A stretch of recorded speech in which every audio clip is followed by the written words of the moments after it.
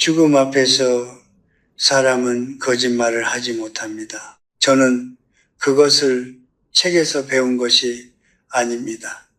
수십 년에 걸쳐 수많은 임종의 자리에서 직접 목격했습니다. 친구들, 동료들, 제자들, 그리고 사랑하는 사람들, 그들이 마지막 숨을 거두기 전 마지막으로 입을 열었을 때 저는 그 자리에 있었습니다. 그리고 매번 저는 같은 것을 보았습니다. 사람들은 대개 이렇게 생각합니다. 위대한 삶을 산 사람은 위대한 말을 남길 것이라고. 현명한 사람은 죽음 앞에서도 철학적인 유언을 남길 것이라고. 하지만 현실은 전혀 달랐습니다. 평생 대학에서 강의하고 수천 명의 제자를 가르친 교수도, 기업을 일으켜 세운 사업가도, 온 가족을 위해 평생을 희생한 어머니도 마지막 순간에 그들의 입에서 나온 말은 놀라울 만큼 단순했습니다. 그리고 그 단순함이 듣는 사람의 가슴을 가장 깊이 찔렀습니다. 미안하다, 고맙다, 사랑한다, 잘 살았다, 이제 가도 되겠지. 5마디, 짧디 짧은 5마디입니다. 그런데 이 말들에는 공통점이 있습니다. 이 말들은 모두 살아있는 동안 충분히 할 수 있었지만 하지 않은 말들이라는 것입니다. 자존심 때문에, 바빠서, 어색해서, 아니면 그냥 언젠가 하면 되겠지 싶어서 그렇게 미루고 미루다가 결국 마지막 숨 앞에서야 터져 나온 말들입니다. 저는 지금 여러분께 죽음에 대해 이야기하려는 것이 아닙니다. 오히려 반대입니다. 저는 지금 살아있는 여러분에게 살아있는 동안 해야 할 말에 대해 이야기하려는 것입니다. 왜냐하면 임종 직전에야 비로소 나오는 이 5마디는 사실 인간의 가장 깊은 진실을 담고 있기 때문입니다. 그것은 우리가 평생 무엇을 억누르며 살아왔는지, 무엇을 두려워했는지, 그리고 진정으로 무엇을 원했는지를 죽음이라는 거울을 통해 비로소 보여주는 것입니다. 제가 처음 이 패턴을 알아챈 것은 제 나이 60즈음이었습니다. 당시 저의 오랜 친구 하나가 병상에 누웠습니다.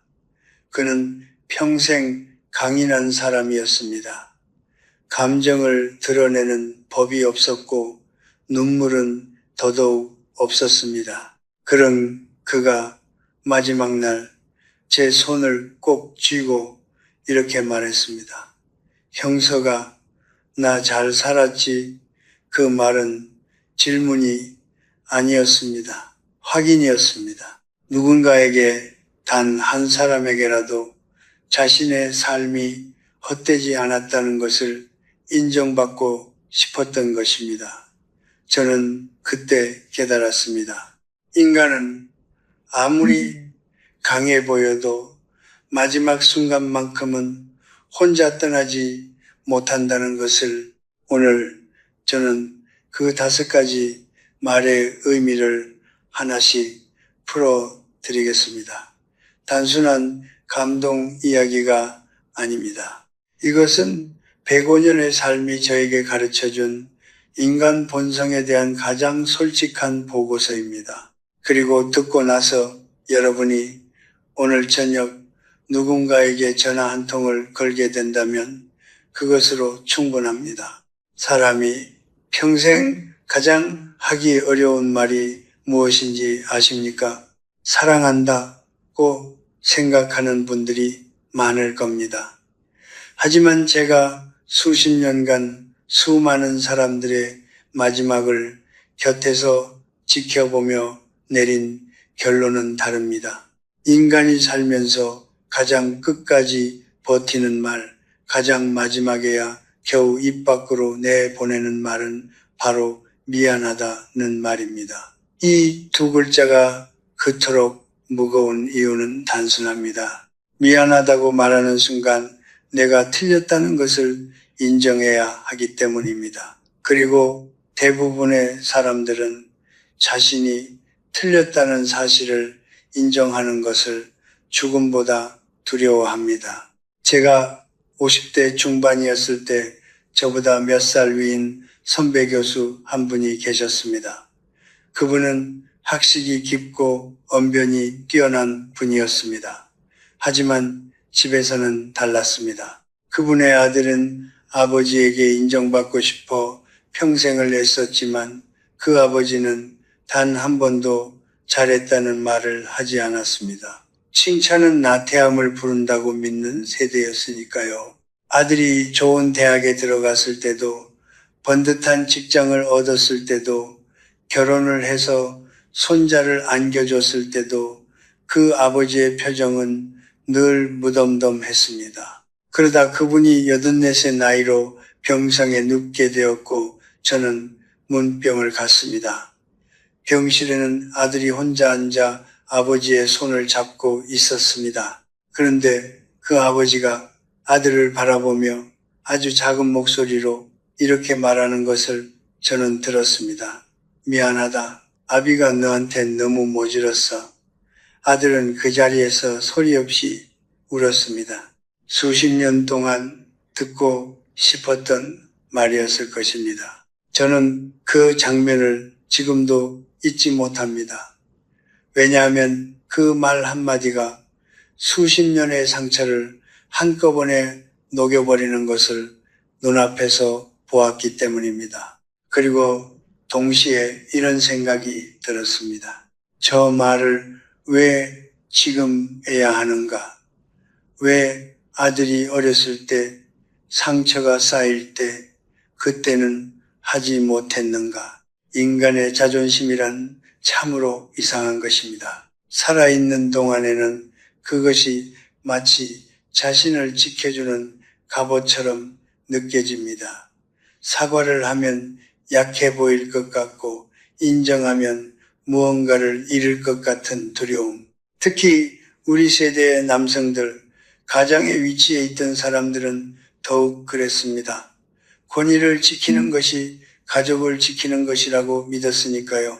하지만 죽음 앞에서 그 갑옷은 한순간에 벗겨집니다. 지위도 권위도 남들의 시선도 아무것도 가져갈 수 없다는 것을 몸으로 깨달을 때 인간은 비로소 자신의 진짜 얼굴을 마주합니다. 그리고 그 얼굴은 말합니다. 나는 틀렸다. 나는 미안하다. 여기서 제가 여러분께 드리고 싶은 말은 이것입니다. 자존심은 죽을 때 함께 사라집니다. 하지만 사과하지 않은 상처는 남겨진 사람의 마음속에 살아남습니다. 어쩌면 평생 동안 미안하다는 말은 약함이 아닙니다. 그것은 관계를 마지막까지 소중히 여기는 사람만이 할 수 있는 가장 용기 있는 말입니다. 그리고 그 말은 숨이 넘어가는 병상이 아니라 아직 눈을 마주칠 수 있을 때, 손을 잡을 수 있을 때 해야 합니다. 오늘 여러분 마음속에 오래된 미안함 하나쯤은 있지 않습니까? 꺼내기 두려운 그 말, 저는 그것을 지금 하시길 권합니다. 내일은 생각보다 빨리 옵니다. 그리고 어떤 내일은 영영 오지 않기도 합니다. 여러분, 오늘 아침에 눈을 떴을 때 그것이 당연한 일이라고 생각하셨습니까? 대부분의 사람들은 그렇게 생각합니다. 아침에 눈을 뜨는 것, 밥을 먹을 수 있는 것, 누군가 곁에 있다는 것, 이 모든 것들이 너무나 익숙해서 우리는 그것을 공기처럼 여깁니다.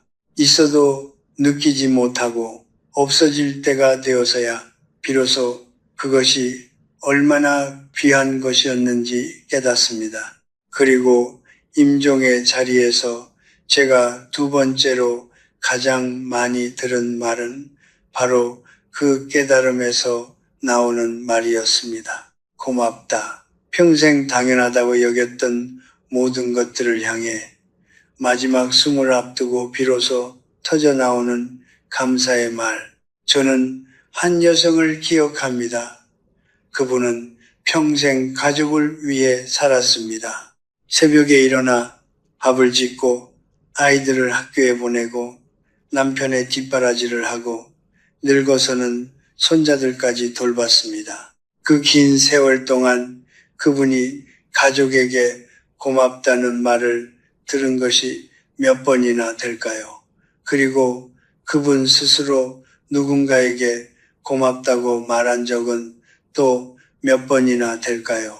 그분이 병상에 누웠을 때 저는 그 곁에 있었습니다. 그분은 창밖을 한참 바라보다가 아주 조용한 목소리로 이렇게 말했습니다. 햇볕이 참 따뜻하네. 고마운 것들이 너무 많은데 나는 왜 이제야 이걸 알았을까? 그 말을 듣는 순간 저는 가슴이 먹먹해졌습니다. 햇볕 한 줄기에 감사를 느끼는데 평생이 걸린 것입니다. 이것이 인간의 역설입니다. 우리는 가진 것에 감사하는 대신 가지지 못한 것에 집착합니다. 더 좋은 집, 더 많은 돈, 더 높은 자리, 더 나은 자식. 욕망은 끝이 없고 비결은 멈추지 않습니다. 그러는 사이에 지금 이 순간, 지금 이 자리에 있는 것들의 소중함은 조용히 지나쳐 버립니다. 불교에서는 이것을 무상무창이라고 합니다. 모든 것은 변하고 모든 것은 사라진다는 진리. 하지만 그 진리를 머리로 아는 것과 임종의 순간에 온몸으로 느끼는 것은 전혀 다른 이야기입니다. 대부분의 사람들은 몸으로 느끼는 쪽을 선택합니다. 너무 늦게. 저 역시 예외가 아니었습니다. 젊었을 때 저는 늘 앞만 보았습니다. 더 깊은 학문, 더 많은 업적, 더 넓은 영향력. 아내가 매일 저녁 차려준 밥상을 그냥 앉아서 먹으면서 단 한 번도 제대로 고맙다고 말하지 않았습니다.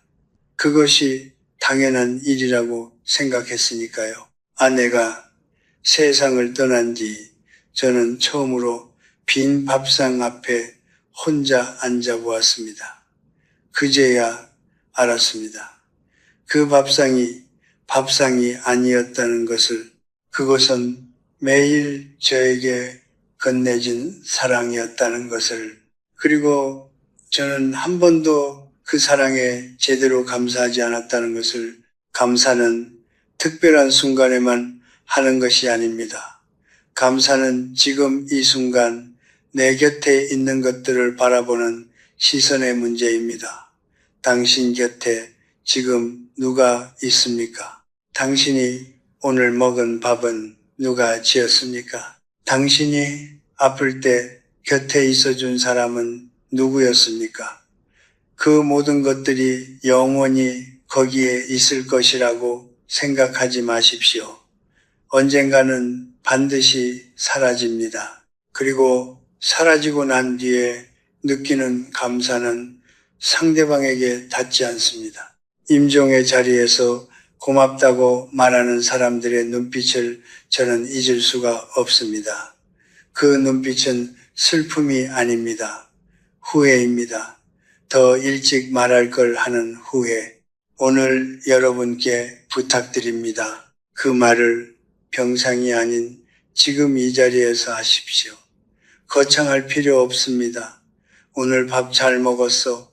고마워. 그 한마디면 충분합니다. 사람은 그 한마디를 평생 기억합니다. 한국 사람들은 사랑한다는 말을 참 하지 않습니다.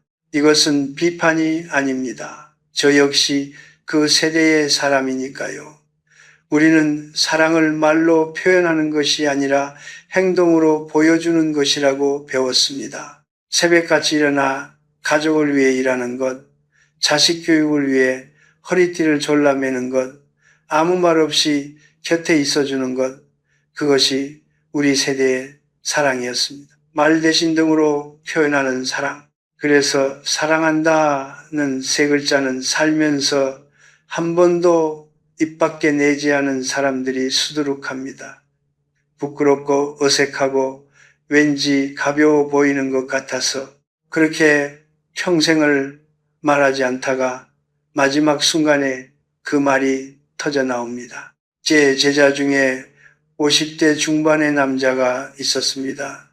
아버지와의 관계가 늘 서먹서먹했던 사람이었습니다. 아버지는 전형적인 한국의 가장이었습니다. 무뚝뚝하고 엄격하고 칭찬보다 꾸중이 먼저인 사람. 그 아들은 어린 시절부터 아버지의 사랑을 받고 싶었지만 그 사랑이 어떤 형태로 오는지 알 수가 없었습니다. 어른이 되어서도 두 사람 사이에는 늘 어떤 거리가 있었습니다. 필요한 말만 하고 불필요한 감정은 드러내지 않는 그런 관계.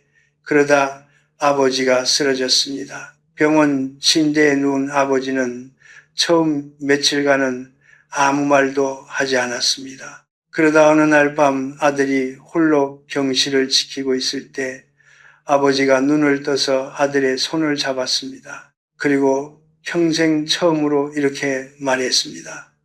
사랑한다, 아들아.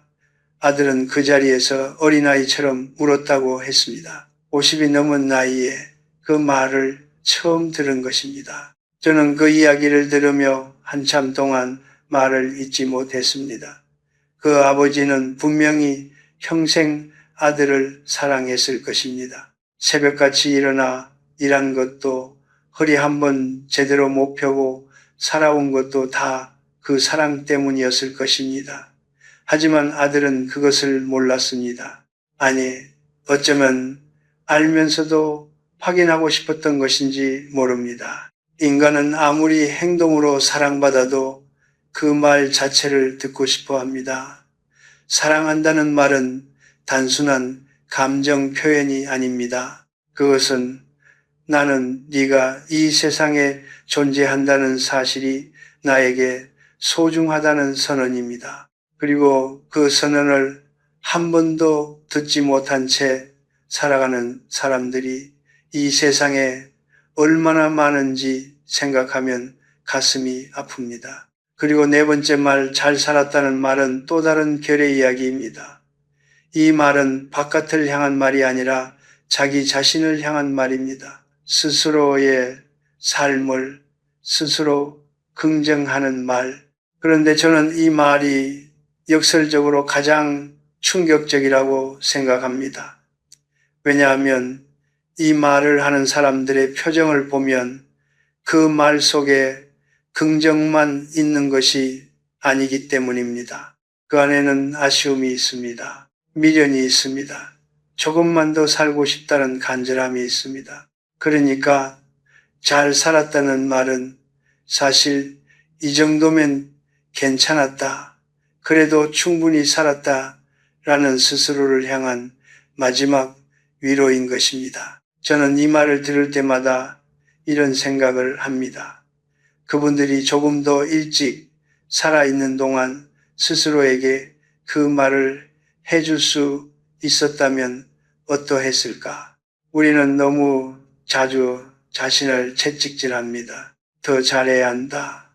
더 열심히 해야 한다. 더 많이 이뤄야 한다. 그 채찍질이 때로는 앞으로 나아가는 힘이 되기도 하지만 동시에 지금 이 순간 자신의 삶을 있는 그대로 바라보지 못하게 만들기도 합니다. 그래서 많은 사람들이 평생 스스로에게 잘하고 있다는 말 한마디 건네지 못하다가 죽음 앞에서야 겨우 그 말을 합니다. 여러분, 지금 여러분의 삶은 어떻습니까? 부족한 것들이 눈에 먼저 들어옵니까? 이루지 못한 것들이 먼저 떠오릅니까? 그렇다면 잠깐 지금까지 살아온 날들을 한번 돌아보십시오. 넘어지면서도 다시 일어섰고 아프면서도 곁에 있는 사람들을 놓지 않았고 쉽지 않은 날들을 그럭저럭 버텨왔을 것입니다. 그것으로 충분합니다. 사랑한다는 말을 오늘 하지 못하면 내일 하십시오. 하지만 잘 살고 있다는 말은 지금 당장 자기 자신에게 해 주십시오. 그 말을 들어야 할 사람이 당신 말고도 또 있다는 것을 잊지 마십시오. 임종의 자리에서 제가 목격한 것 중에 가장 오래 마음에 남은 장면이 있습니다. 그것은 화려한 유언도 아니었고 극적인 화해도 아니었습니다.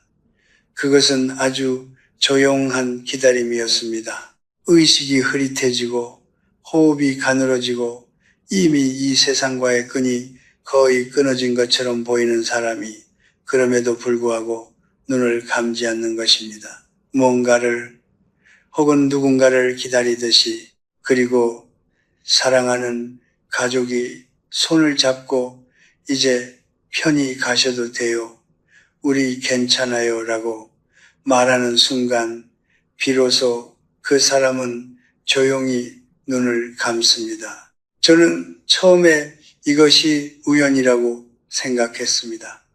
하지만 수십 년에 걸쳐 같은 장면을 반복해서 보고 나서 저는 이것이 우연이 아니라는 것을 알게 되었습니다. 많은 의사들과 호스피스 간호사들도 같은 것을 증언합니다.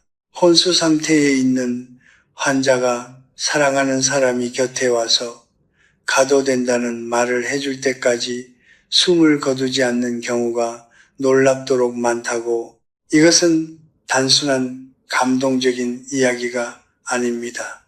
이것은 인간 본성에 대한 가장 깊은 진실을 담고 있습니다. 인간은 혼자 태어나지 않았고 혼자 살지 않았으며 혼자 떠나지도 못한다는 것. 우리는 흔히 강한 사람이란 혼자서도 잘 할 수 있는 사람이라고 생각합니다. 독립적이고 누구에게도 기대지 않고 자신의 힘으로 모든 것을 해결하는 사람. 저도 젊었을 때는 그렇게 생각했습니다. 의존한다는 것은 약함의 증거라고.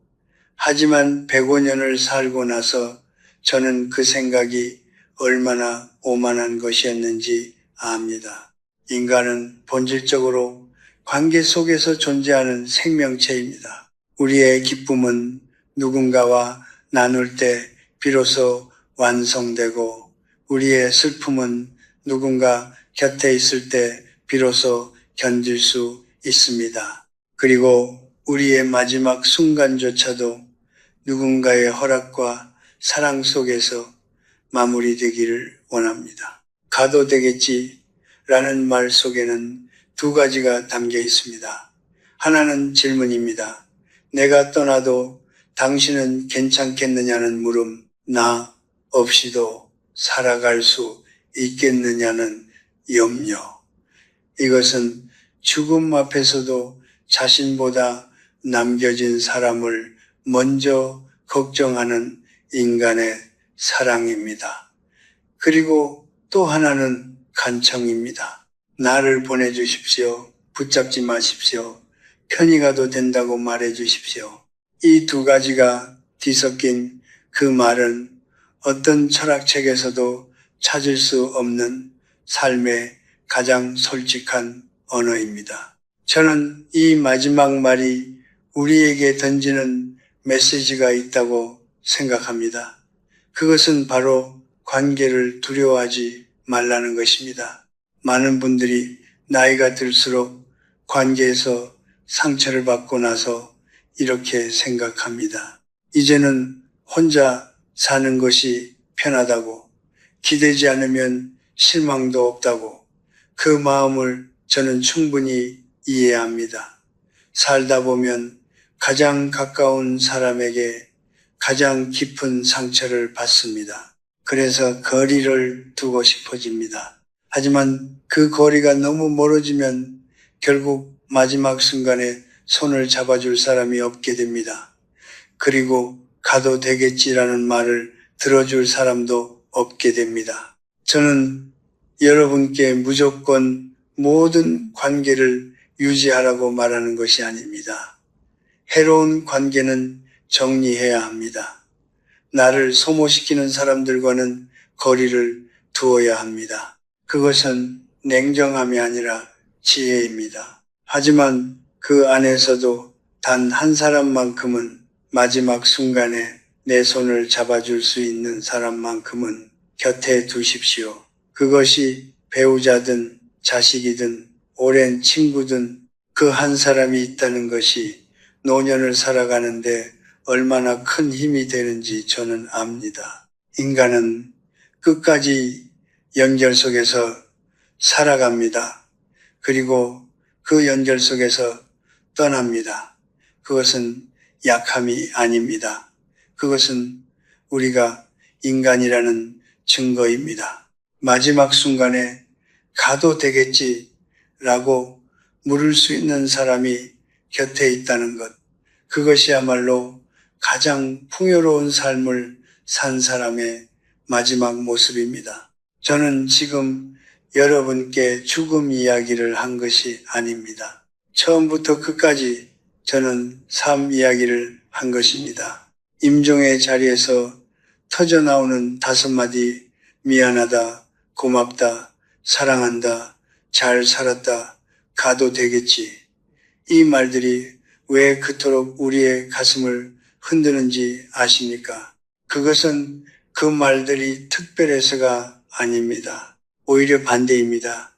그 말들이 너무나 평범하고 너무나 단순하고 살아있는 동안 얼마든지 할 수 있었던 말들이기 때문입니다. 그런데 우리는 그 말들을 하지 않았습니다. 자존심 때문에, 바빠서, 어색해서, 아니면 그냥 아직 시간이 있다고 생각해서. 하지만 시간은 우리에게 묻지 않고 흘러갑니다. 저는 올해로 105살이 됩니다. 이 나이가 되면 많은 것이 사라집니다. 몸의 힘도, 기억의 선명함도, 함께 걸어온 친구들도. 하지만 이 나이가 되어서야 비로소 선명하게 보이는 것들도 있습니다. 젊었을 때는 보이지 않던 것들이 세월이 깎아낸 자리에서 드러납니다. 그중 하나가 바로 이것입니다. 인간이 평생 가장 후회하는 것은 한 일이 아니라 하지 않은 일이라는 것, 가진 것이 아니라 표현하지 못한 것이라는 것, 이룬 것이 아니라 전하지 못한 말이라는 것. 저는 50대에 아내를 잃었습니다.